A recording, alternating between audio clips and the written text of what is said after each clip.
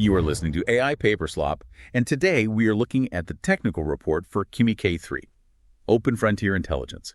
The core insight that you need to know up front is that Kimi K3 is an open-weights 2.8 trillion parameter mixture of experts model.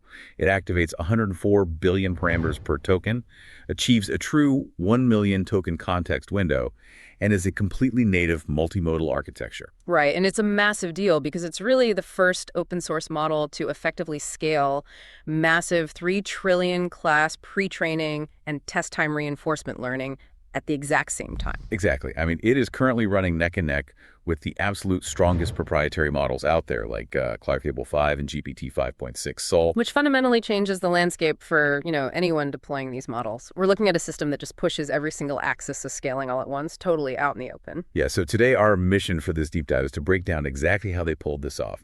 We're going to dissect the architectural mechanisms that actually make a 2.8 trillion parameter model efficient. Stuff like the Kimi Delta Attention and Attention Residuals. Right, and Stable LatentMoE.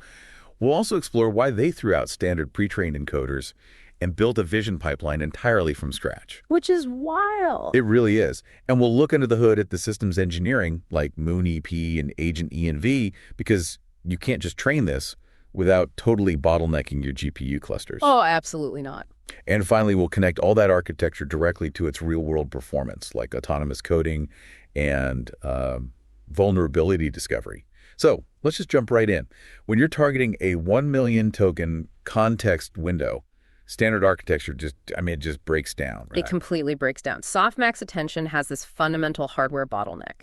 The key value cache, the KV cache, it grows linearly with your sequence length. Right. So if you try to push a standard architecture to 1 million tokens, that memory footprint becomes a hard wall. You just run out of VRAM instantly. Yeah, and Kimi K3 totally bypasses this by redesigning sequence mixing into this hybrid approach. Yeah. They use a 3-to-1 ratio of Kimi Delta Attention, or KDA layers, to gated MLA, which is multi-head latent attention. Yeah, the 3-to-1 ratio is key here. I actually like to think of it like human cognition, like working memory versus long-term retrieval. Oh, that's a good way to frame it. Yeah, like the KDA layers act like your running tally. They maintain this really efficient recurrent state that just keeps track of the immediate rolling context as you read. And then every fourth layer is the gated MLA, which acts as that really expensive high-fidelity photographic memory check. Right, exactly. But the KDA layers are where a massive optimization actually happens compared to their previous K2 models. What do they change? Well, previous versions used an unbounded negative soft plus function for decay. And to compute the diagonal tiles in the attention matrix, they had to use these explicit position pair computations. Which is terribly slow. It's a nightmare. If you've ever dealt with explicit position pair computations at scale, you know it creates a massive computational traffic jam. So in K3, they replaced that unbounded function with a scaled sigmoid function. Okay, so they bounded it. Right, bounding the log decay from below with a fixed minimum value. Specifically, they set dream-in to -5. Wait, why -5 specifically? What does bounding it actually do for the hardware? It's all about finite precision math on the GPU.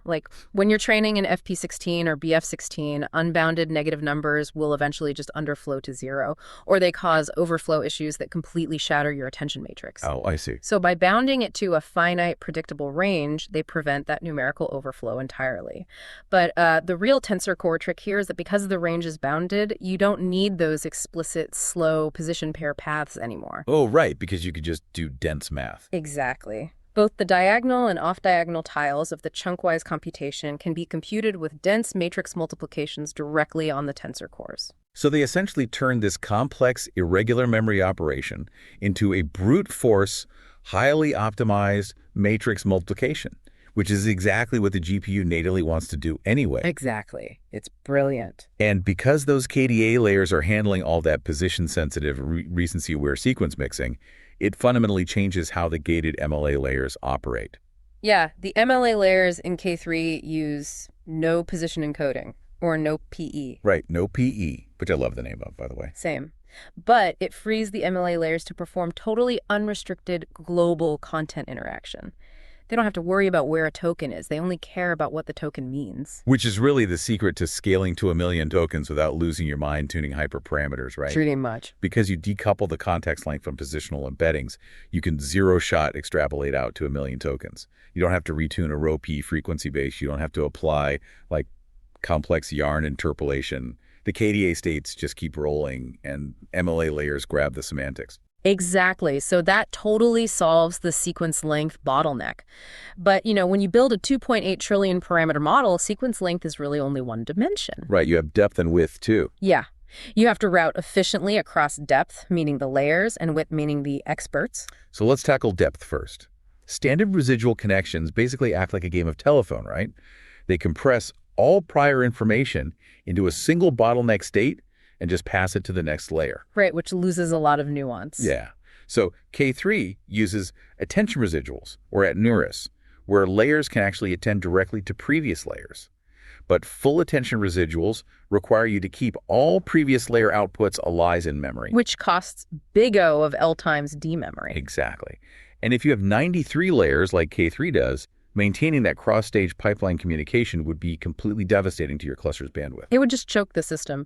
So to bypass that pipeline communication bottleneck, they use block attention residuals. Okay, how did that work? They group the 93 layers into 8 distinct blocks of 12 layers, and the model only computes attention over these 8 block-level representations. Oh, that makes sense. So it drastically reduces the memory footprint and the communication overhead across your GPUs, but you still get the benefit of selective information retrieval from early in the network. Precisely. Okay, so that handles the depth. But the width is where the engineering gets totally wild. K3 uses a stable LatentMoE architecture. They have 896 routed experts, with 16 active per token. Which gives you a sparsity of 56. Right, alongside 2 full-width shared experts. But I actually want to push back on this design choice for a second. Okay, let's hear it. When you scale up to nearly 1,000 experts, doesn't routing become incredibly brittle? Like if you drop the standard auxiliary losses that normally force tokens to spread out, don't you risk a scenario where a few experts get super hot, the rest just die, and your trillion parameter model is effectively wasting most of its weight? Oh, it's a massive risk. In a standard mixture of experts setup, extreme sparsity heavily amplifies those exact failure modes. Right. Auxiliary losses are traditionally used to prevent expert starvation. But at this scale, forcing tokens to suboptimal experts purely for the sake of balance actually degrades the model's reasoning performance. So what's their workaround? K3 solves this by using auxiliary loss-free routing via a technique called quantile balancing. Okay, right. But how do they execute quantile balancing without grinding the forward pass to an absolute halt? Because if you have to calculate the exact bias to apply to the router scores across millions of tokens in a global batch, just to perfectly balance 896 experts, I mean, the communication overhead alone should stall the training loop, right? It absolutely would if they were gathering all the individual margins, but they use this highly optimized histogram technique. A histogram? Yeah. Instead of gathering every single score, every GPU rank just drops its margins into a local histogram. Then they execute a single integer all-reduce operation per step to sum the bin counts globally. Wow. And then they just read the required quantile directly off that aggregated histogram. So it's just one integer, all reduced per step, to achieve perfect load balancing across a trillion parameter MoE. That's incredibly elegant. It really is. It makes the load balancing computationally negligible while completely preventing expert starvation. That's awesome. But, the sparsity creates another problem, which is activation explosion. Oh, right. The standard activation function everyone uses, SWGLU, has unbounded positive values. When you route through 896 narrow experts, coincident large coordinates naturally cause activation outliers that completely destabilize training. Which is why they introduced CU-GLU, right? Sigmoid ton unit GLU. Exactly. They basically apply a smooth cap using a scaled tan function, and they set the beta parameters to 4 and 25. So it maintains the nice linear response of SWGLU near the origin, so the model learns normally, but it aggressively caps the explosion for large inputs. Right, it just keeps everything mathematically stable. So, okay, we've established how this model handles 1 million text tokens and massive expert routing perfectly. But the real world and the environments that agents operate in, they aren't just text. Definitely not. Kimi K3 is a native multimodal model, which brings us to their vision pipeline. Yeah, let's talk about that, because The industry standard right now is to just bolt on a contrastively pre-trained vision encoder like SIGLIP, to give the model a massive head start on visual knowledge. Kimi actually used SIGLIP in their previous K2.5 model. Yeah, they did. But for K3, they threw it out entirely. They trained MoonEP V2, which is a 27-layer, 401 million parameter vision transformer, completely from scratch using next token prediction alongside the language model. And honestly, it seems counterintuitive at first to throw away all that pre-trained visual knowledge. Right. But the Kimi team discovered a critical issue with training stability. When they initialized the vision pipeline with SIGLIP, they observed persistent, massive gradient norm spikes during the joint optimization with the large language model. Why does that happen? The two distinct latent spaces were fundamentally fighting each other. Oh, I see. Because SIGLIP is trained on a contrastive loss, right? Exactly. It's optimized to match an image to a broad global text caption. So it naturally favors global semantics. But if you are training an agent to, interact with a computer screen or write code based on a UI mockup, it doesn't just need to know, hey, this is a web page. It needs fine-grained structural cues. Like exactly where a button is. Right. Or the exact hex code of a specific pixel. Exactly. So training MoonEP V2 from scratch kept the gradient norm stable and allowed the visual representations to be shaped purely by the language objective. The vision encoder learned exactly what the LLM needed it to learn, and nothing else. But wait, if you feed a massive context window raw visual data, like a high-resolution 4K image, that'll just eat your token limit alive, won't it? It absolutely will. You can't just dump raw patches into the sequence. I mean, the host model has a 1 million token limit, sure. But if every image is tens of thousands of tokens, you exhaust that so quickly. Yeah, so they handle this by implementing a pixel shuffle operation with a 2x2 downsampling block right before the projector. Oh, okay. Which neatly compresses the visual tokens by a factor of 4 without losing the semantic density. It makes high-resolution inputs, up to roughly 3.5K by 3.5K pixels, completely affordable within that massive context window. Okay, so all of this architectural theory is great, but, you can't just throw 2.8 trillion parameters in a million token context at standard PyTorch and expect it to run. No, you definitely cannot. The physical infrastructure required to orchestrate this is honestly just as impressive as the model itself.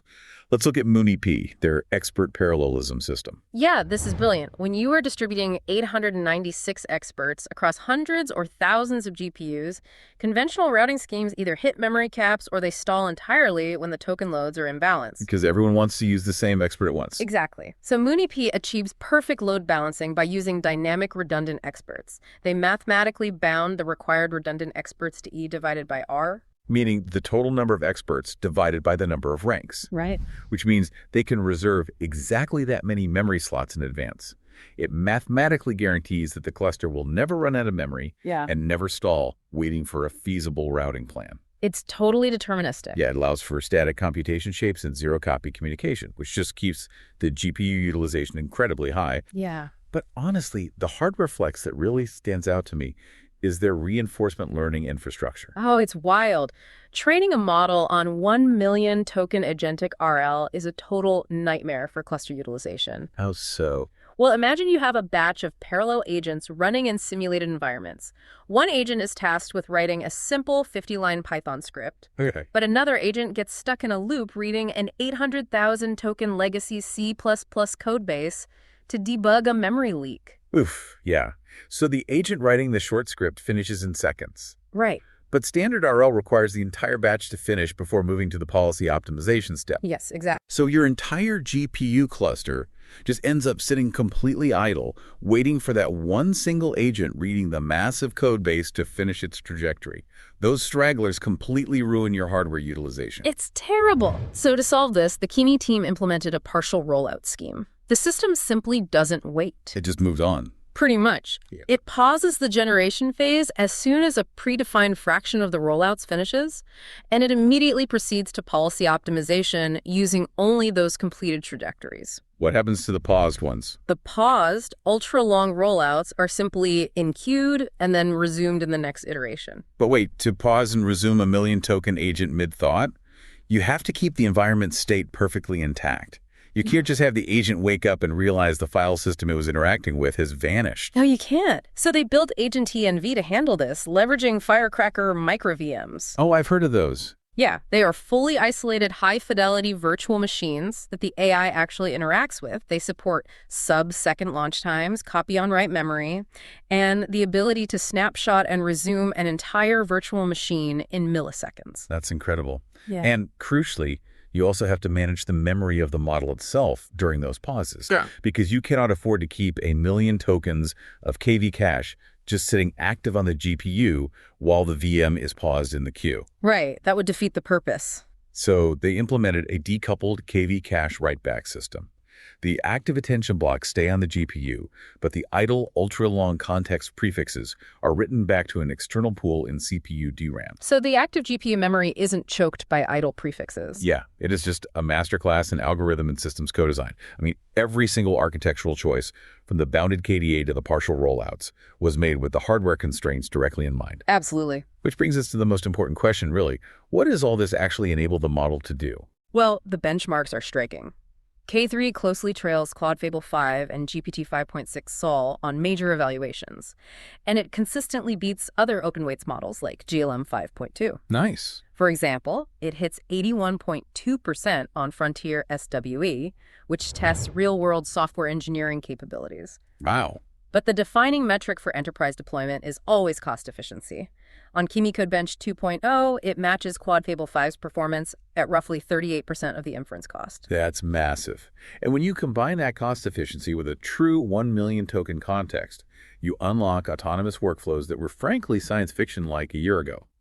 Let's look at the Minitriton case study. Let's do it. The model was tasked with building a GPU compiler, and it didn't just write a Python script. It autonomously developed an end-to-end system software stack from scratch. Entirely autonomously. Yes, it wrote the front end, the intermediate representation passes, and the PTX code generation. And the resulting compiler actually outperforms PyTorch eager mode and approaches the performance of highly optimized kubeless on NVIDIA hardware. That's just crazy. But they pushed it even further into the physical realm. Right, the Nano KPU project. Yeah. So the model was instructed to design a physical inference chip prototype.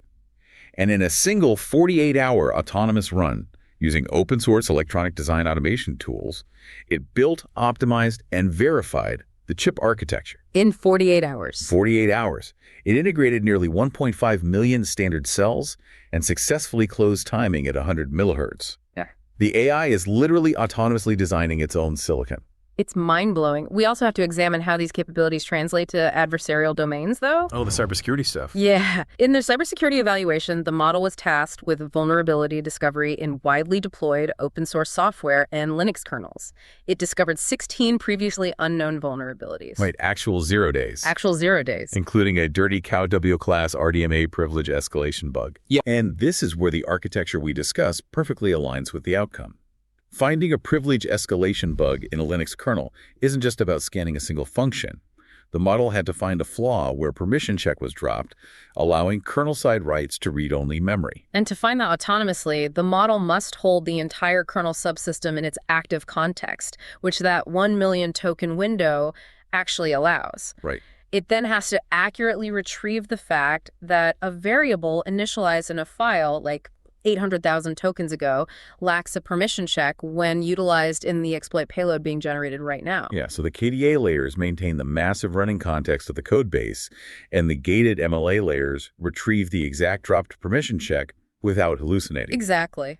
The architecture directly enables the discovery of a deterministic local privilege escalation primitive. It totally proves that scaling pre-training alongside massive test time reinforcement learning translates directly into highly specialized, expert-level reasoning. Without a doubt. So we've covered a massive amount of ground today for you guys. We looked at how Kimi K3 bypassed standard attention bottlenecks using a hybrid 3-to-1 ratio of bounded KDA and gated MLA layers, achieving a 1 million token context without exploding the KV cache. Yep. We explored how they routed 896 experts efficiently using block arrays, CQUGLU, and that awesome histogram-based quantile balancing. Which is still my favorite trick in the paper. Same. We saw why they dropped SIGLIP to train a vision encoder from scratch for better agentic structural awareness. And we detailed the extreme infrastructure, like MoonEP for mathematically guaranteed memory bounding, and Agent ENV's partial rollouts with Firecracker micro VMs. All of the infra that actually made training it possible. Right. all of which culminated in an open weights model capable of autonomously designing silicon and finding 0 days in the Linux kernel. It really just sets a new standard for what open source AI can achieve when the algorithm and the physical infrastructure are perfectly co-designed. It absolutely does. Which leaves us with a provocative final thought for you to consider as we wrap up. With open weights models like Kimi K3 reaching 3 trillion parameters, deploying 1 million token context windows natively, and basically matching the strongest proprietary models on long-horizon agentic tasks is the moat for proprietary AI labs shifting entirely. That's a great question. If open source infrastructure like MoonEP standardizes this level of MoE scaling and hybrid attention standardizes infinite context, perhaps the only remaining differentiator in the future won't be the model architecture or the weights. Right, because the architectural secrets are totally out. Exactly. The new moat might simply be the proprietary data and the massive, highly guarded simulated environments used for the reinforcement learning loops. It's no longer about building the smartest brain. It's about owning the most complex world to train that brain in.